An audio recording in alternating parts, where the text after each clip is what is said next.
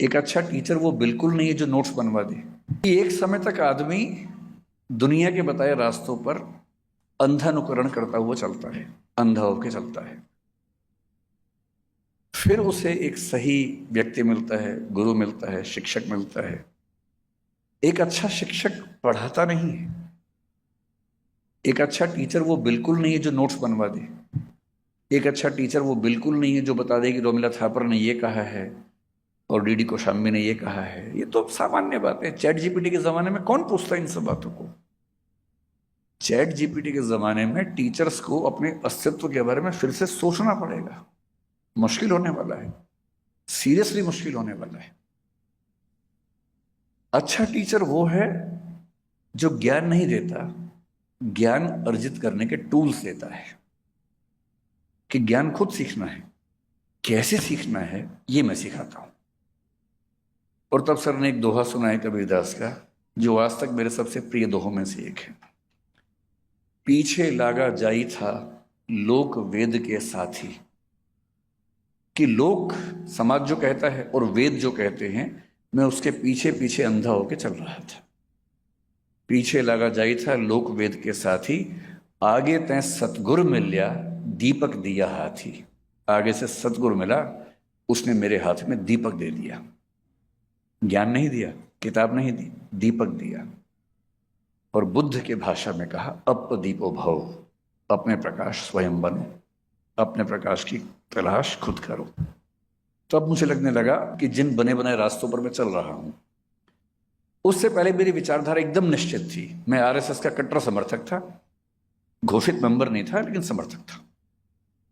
अयोध्या आंदोलन में मुझे जाने की बड़ी इच्छा थी, मैं जा नहीं पाया, बड़ा दुख था मुझे इस बात का। बाकी कई दोस्त गए थे, मैं नहीं जा पाया था। और मैं जानबूझ के सब बातें सच बोलता हूं, ताकि झूठ क्यों बोलूं, मुझे झूठ बोल के क्या मिल जाएगा। मैं ऐसा था। फिर जब मैं विश्वविद्यालय में पढ़ने लगा, मैं वामपंथी हो गया ठीक ठाक। मैं किसी काडर में नहीं गया। मैंने सीपीएम, सीपीआई में या आईसा में, या उस समय एक एआईएसएफ भी थी, यहाँ पर दिशा छात्र संघ चलता था, डीएसयू, पीएसयू, कई स्टूडेंट बॉडीज चलती थी। मैं किसी का मेंबर कभी नहीं बना। और मुझे उन लोगों से बात करके और समाजशास्त्र पढ़ के, मार्क्सवाद पढ़ के बड़ा अच्छा लगने लगा। मैं इधर से भाग के उधर चला गया, अब मैं ये हूं। और जब मैं सर से मिला, मैं बहुत दुविधा में था कि वामपंथ ठीक है या दक्षिणपंथ ठीक है। 10 साल बाद मुझे समझ में आया कि सर से मुझे दूसरा फायदा क्या हुआ। पश्चिम में 18वीं सेंचुरी में दार्शनिक हुआ कांट, जो मेरे ख्याल से पूरे पश्चिम की दुनिया का सबसे बड़ा दार्शनिक है। अगर मुझे कहे कि पश्चिम की दुनिया में पहले दार्शनिक थेलीस से लेकर वर्तमान दर्शन के लोगों तक, विटगेन्स्टीन तक, आपको एक चुनना हो जिसने पूरे दर्शन की धारा को चेंज कर दिया, आमूलचूल बदलाव कर दिया, तो वो इमैनुअल कांट है, जर्मनी का 18वीं सेंचुरी का दार्शनिक। जब वो बड़ा हो रहा था, उसके सामने दो रास्ते चल रहे थे। एक को रैशनलिज्म या बुद्धिवाद कहते थे, एक को एम्पेरिसिज्म या अनुभववाद कहते थे। रैशनलिज्म में लाइबनिज नाम के एक बहुत प्रख्यात चिंतक चल रहे थे, अनुभववाद में ह्यूम बहुत प्रख्यात चिंतक थे, इंग्लैंड के थे। कांट ने लिखा कि मैंने लाइबनिज को पढ़ा, मुझे लगा ये तो अंतिम सत्य है, इससे बड़ा सत्य क्या हो सकता है, और मैं उसके पीछे चलने लगा। इसी बीच में ह्यूम की किताब मेरे हाथ आ गई, और ह्यूम को पढ़ा तो मुझे लगा अरे यार, वो तो ऐसे ही बोल रहा था, अंतिम सत्य तो ये है। तो कुछ दिन में अनुभववादी बना रहा।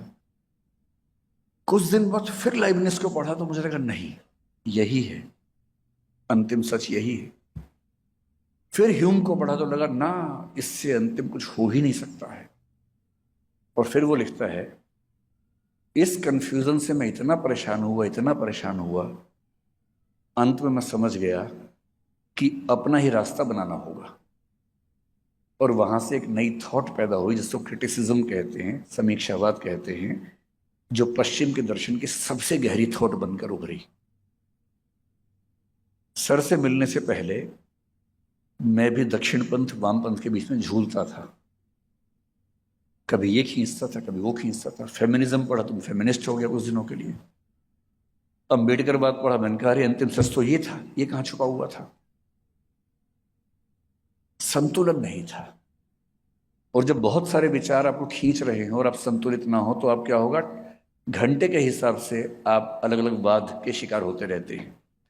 सुबह आप संघवादी थे, शाम को मार्क्सवादी हो गए हैं, दोपहर को फेमिनिस्ट होते हुए निकले हैं, रात को किसी से बात हुई अम्बेडकरवादी हो गए थोड़ी देर के लिए।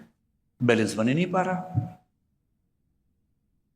सर के अंदर जो बात मुझे सबसे अच्छी लगती है वो ये कि मैंने पहली बार किसी को देखा जीवन में कि कोई व्यक्ति कार्ल मार्क्स के बारे में बात करते हुए उतना ही सहज जितना सिगमंड फ्रॉइड पे बात करते हुए, जितना चार्ल्स डार्विन पे बात करते हुए, उन सबकी किताबों का रेफरेंस देके उनकी थॉट्स पर बात करना। मुझे लगा कि जब तक मैंने दुनिया को पढ़ा ही नहीं तब तक किसी एक रास्ते पर चल के हीरो बनना कि यही सही रास्ता है, कितनी बड़ी मूर्खता है। और उस दिन से आज तक मैं ऐसी किसी भी मूर्खता से बचा हुआ हूं। मैं किसी विचारधारा का समर्थक नहीं हूं, ना होऊंगा। मैं विचार लेके चलूंगा, धारा में नहीं बहूंगा। और विचार के साथ जीना है, धारा में नहीं बहना है। ये बुनियादी समझ उसी पानी के गिलास में थी जिसको सर ने कहा कि बरगद में डाल दिया था। वही से